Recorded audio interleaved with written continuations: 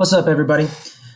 Today, we are going to walk through some of our final steps in this Ozymandias mini unit that we went through. And I hope today's lesson really drives home, the importance of the poem and just how topical and applicable the poem and its themes are with what's going on in the world today. And you might even derive some other ideas, message, morals, lessons, what have you, from the poem after today's lesson. So without any further ado, let's get into it. Now, if you guys remember, before school was canceled, we talked a little bit about tone. Tone, remember, is an author or speaker's attitude toward the audience, the subject, or a character in their story or in their poem. And tone is always revealed through either character dialogue or author diction or word choice. And typically when we're talking about tone, we're looking at the author's diction, the words the author uses to describe the people, the places, the things, the situations in his or her story or poem or article, what have you. All right, so tone is simply revealed through how a writer or speaker talks about their subject. The words they use reveal that attitude. The words they use reveal that tone or create that tone. And remember, this is important to note because words all carry some sort of connotation. We talked about this before school let out too. Remember, connotation is simply the emotions that certain words evoke, compared to others, whether those emotions be positive or negative, sometimes neutral. Every word in our language carries some emotional connotation along with it. Okay? Remember this chart that we looked over a while back? You have words, for example, like thrifty. If you're someone that, is considered thrifty, that's a compliment most of the time. That means you know how to save your money. That means you know how to find a good deal. That means you know how to, use the coupons and whatnot and save yourself a nickel or two here or there. But if somebody goes, man, Mr. Barker, he's so miserly, he never spends any of his money. If I'm being honest, I'm not even quite 100% sure what miserly means, but just look at it. It doesn't look like a good word. It looks kind of like the word misery. And I know misery is not good. So they mean the same thing, but they carry different emotions. They carry different vibes, different feelings, different attitudes. They create different responses. They have different connotations, right? We looked at the example of youthful versus childish, right? For an old person like myself, or maybe not myself, maybe, someone, I don't know. I'm gonna stop talking there. But for older people, it's a compliment to be called youthful.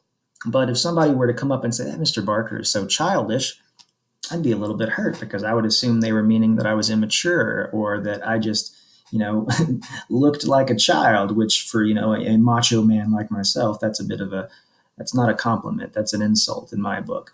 So each of these words, they have essentially the same meaning, but some carry positive, some carry negative, and some are just in the middle. Some carry a neutral connotation. They don't really lean either one way, right? But all of our words in our language carry some sort of emotion along with them. And understanding that will help you understand an author's attitude or a speaker's attitude towards their subject. Because with the words an author or speaker uses, they're creating a tone. They're creating a vibe. They're trying to create a feeling for their listener or their reader.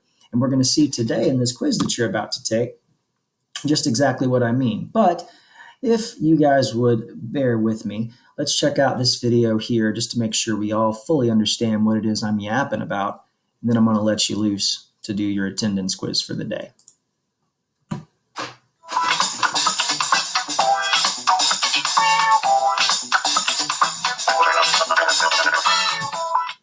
Welcome to a video about tone and how to identify it.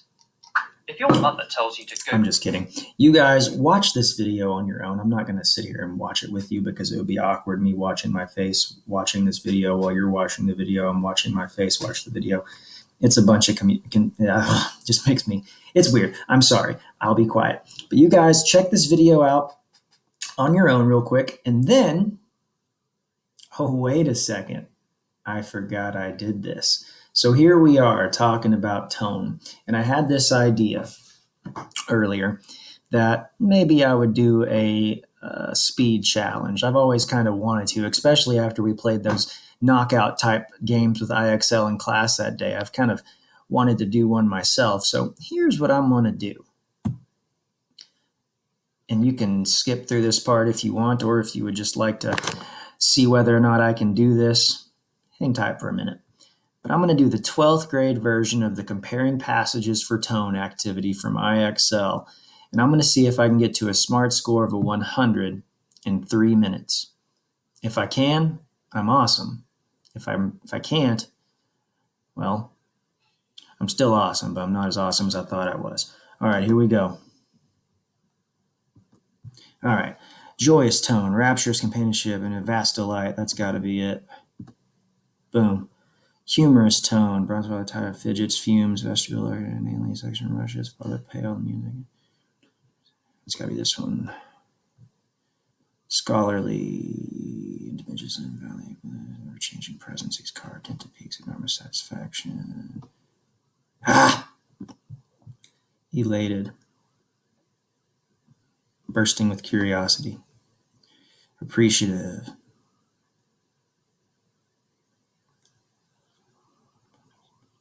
You seem so dear to me. Menacing. Black eyes, obviously. Jubilant. Gotta be that one. Academic, noise effects are in irregular successions. Those are big words, I'm assuming. Good. Informative. The standing sitting dive must be made from good diving boy. The diver stands at the edge. That seems pretty informative to me. Oh my goodness. Light-hearted. The sun had disappeared. Lead-colored twilight settled. A few drops of rain. And the shadows came creeping out. It's gotta be this one, I believe. All right. Sorrowful. Gone. Snow is invisible. Dull lake. Graveyard. Yes. Passionate. There's an exclamation point. Gotta be it. Boom. Childish. The boy. Tommy Grimes was sometimes a good boy, sometimes a bad boy when he was a real bad boy. Yes.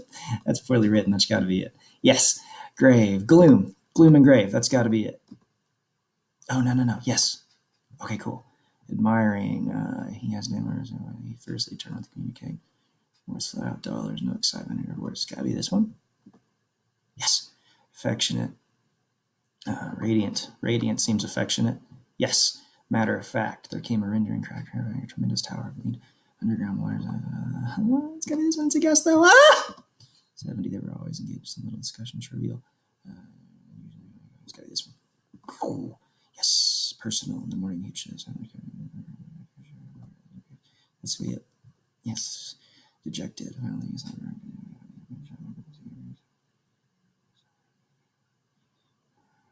gotta be this one. Yes. Factual. Estimated. It's gotta be factual. Wondrous in that first collapse for the highlight. Gleamed. Dramatic. Utter defeat. Appreciative. That's definitely not appreciative. Comic.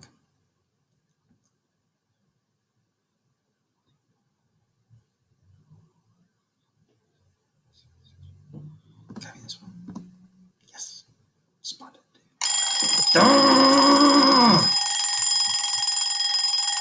Dang it. To an 82. All right. So, guess what? If you've watched this far, you're lucky. Here is my challenge to you. If you can film yourself on Screencastify, just like I've done, and you guys are smart kids, you'll figure this out. I mean, this is a bonus challenge anyway, so you got to do a little extra legwork. If you guys can Screencastify yourselves, just like I did, with a 3-minute timer with an alarm on one slide and this exact IXL in the other, in your other tab, I guess. So if you had a tab open with the slide or with a timer going, it could be open on YouTube or something, but you need a 3-minute timer, right? Start that 3-minute timer. And if you can get a higher SMART score than an 82 in 3 minutes or less, I will give you, since it's 3 minutes, I'll give you 3 bonus points on our most recent assignment. All right? So I'm going to leave this challenge open. What is today? I'm going to leave this challenge open. We'll say until the 17th, the last day that we're supposed to have of digital learning.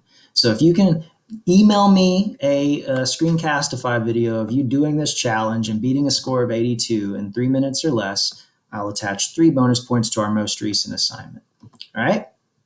Okay, now what the heck? We're supposed to be learning stuff, Mr. Barker. On to the next one.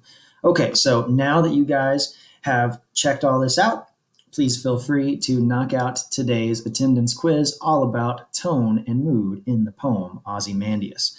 I'll see you on the next slide with the next video lesson. Peace!